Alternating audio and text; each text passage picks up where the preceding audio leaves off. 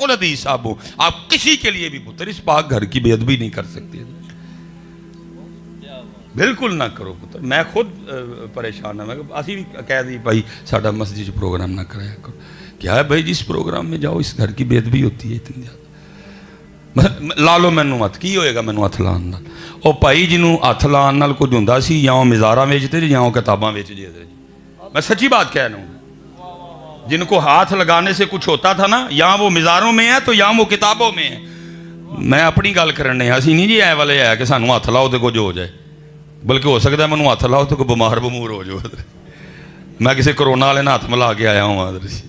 नहीं वो ना करो इस तरह, इतने ये बिल्कुल आपकी फजूल हरकत है। किबला हज़रत साहब बैठे हैं पुत्र, इस पाक घर का इतना अदब है। आप नमाज पढ़ने के लिए आए हैं, आप आए हैं, किबला साहब रुकू में चले गए हैं। अब आप ना वो जड़ा आखिरी पक्खा मैनू दिसदा पिया, तुसी उत्थे हो तो तुहानू पता है जे मैं दौड़ लावां या मैं तेज़ तेज़ टुरां तो मैं नमाज च रल जाऊँगा, रुकू फड़ लाँगा मैं। लेकिन शरीयत कहती है टाइम ना लाना सी ना, पहले ध्यान रखना सी। 15 मिनट पहले जान आखी गई है। हूँ तू रुकू च शामिल होने लई रब दे घर दी बेअदबी कर सकदा नहीं। ना तू तेज़ चलेगा ना तू भागेगा, बाद में पढ़ अपनी। ओ भाई जिस घर में नमाज में शामिल होने के लिए आप तेज़ नहीं चल सकते, आप भाग, तो आप एक बंदे को मिलने के लिए क्या क्या करते फिरते हो। इसलिए पुत्र मैं कड्डो शावा, ये शख्सियत परस्ती निकालो अपने आप में से बाहर। अदब है उसका, ये निकालो खुद में से शख्सियत परस्ती है। अल्लाह का घर है पुत्र, बिल्कुल ऐसा। ये अल्लाह की कसम है, ये दाता साहब की तालीम, यही तालीम आला हज़रत है, यही तालीम बाबा फरीद है हज़रत। मैं यही तो परेशान हूँ हज़रत कि उनकी तालीमात आप तक नहीं आ सकी हज़रत, उनकी तालीमात आप तक नहीं आ सकी, बाबा साहब की तालीमात आप तक नहीं आ सकी। मैं हज़रत साहब राती पाक पतन ऐदा ही मज़ा लिया, मैं गलियां च ना मैं ऐदा ही मज़ा लिया। मैं ओए हा हा कदी इत्थे ख्वाजा निज़ामुद्दीन औलिया आए सन। हज़रत साहब मैं बड़ा ही मज़ा लिया। मिज़ार पे मैं नहीं, मैंने बाहर ही कुछ आपकी बारगाह में तोहफे भेज दिए। मैं इन्ना मज़ा लिया, इधर कदी जावा, मैं हो सकता इतों कदी ख्वाजा निज़ामुद्दीन औलिया लंघे होने। बड़ा मज़ा लिया मैंने रात को। मैं हज़रत साबिर पिया इत्थे आए, कितने कितने बड़े लोग हज़रत वहाँ आए। तो लिखा है कि वो ख्वाजा साहब की खानका का तरीका था बाबा साहब की कि सारे ज़मीन पे सोते सोते थे। लेकिन लिखा है जब हज़रत ख्वाजा निज़ामुद्दीन आए ना तो आपको चारपाई दी गई है, आपको कमरा दिया गया और आपको उन दिल ना मन्ने मेरे पीर भाई थले सुते हैं तो मैं मंजी ते सो जाऊँगा, मेरे पीरो मुर्शिद नीचे सोए हुए हैं मैं मंजी ते सो जाऊँ। तो लिखा है हज़रत ख्वाजा निज़ामुद्दीन औलिया ने क्या किया, आपने ना मंजी पुठी कर ली, पावे उत्ते कर ले, हुक्मे मुर्शिद भी पूरा हो जाए और मैं सोऊं भी ज़मीन पे ही। हज़रत अदावां होंदियां ने लैण वालियां, कुछ अदाएं होती हैं लेने के लिए, कुछ अदाएं होती हैं लेने के लिए हज़रत हैं। बाबा साहब तक ये बात पहुँचाई गई कि सैयद साहब ने ये किया है, बाबा साहब बड़े खुश हुए। फिर लिखा बाबा साहब ने अपना मुसल्ला भी आपको दिया इस पे। लिखा रात को बाबा साहब उठे, फरमाया वेखिए ये जड़े सैयद साहब आए ने की करन डे। लिखा उस वक़्त बाबा साहब पे कैफो मस्ती का आलम था और बाबा साहब ना अपने शेख के मुसल्ले के इर्द गिर्द चक्कर काट रहे थे।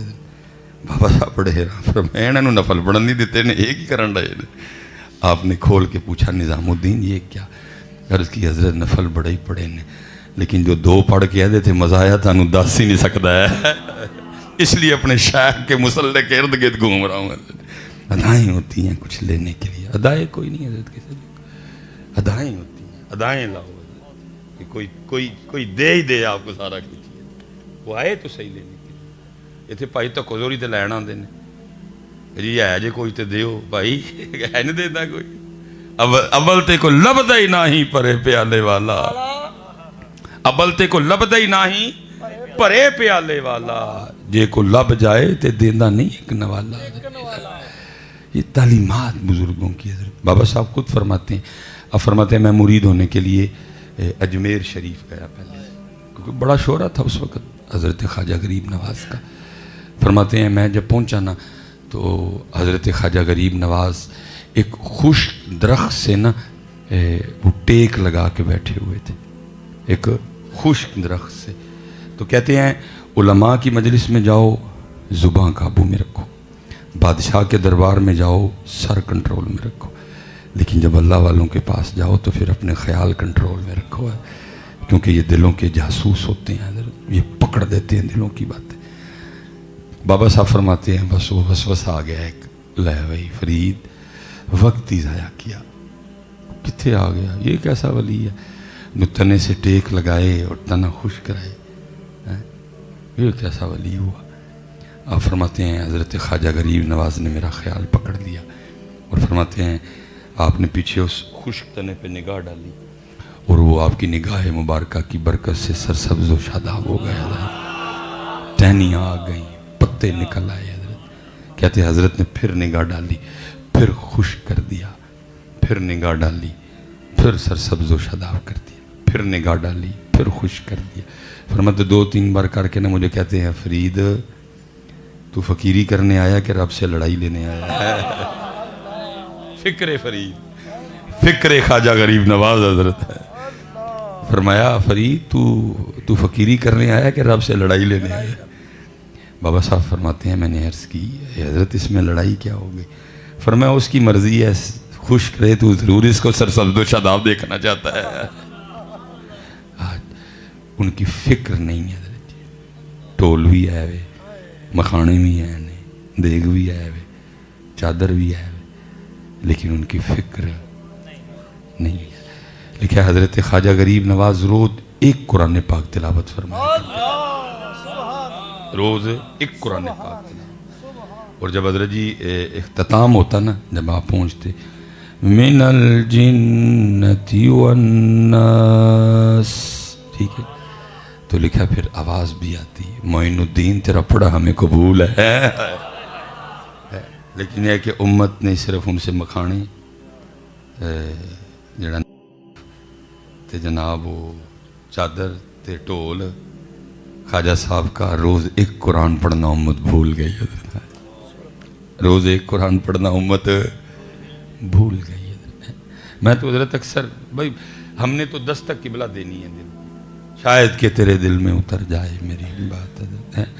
کیونکہ ذکر علی سے ہم چلے، پھر ہم اجمیر شریف بھی گئے، ہم پاک پتن شریف بھی گئے، ہم داتا صاحب بھی گئے حضرت.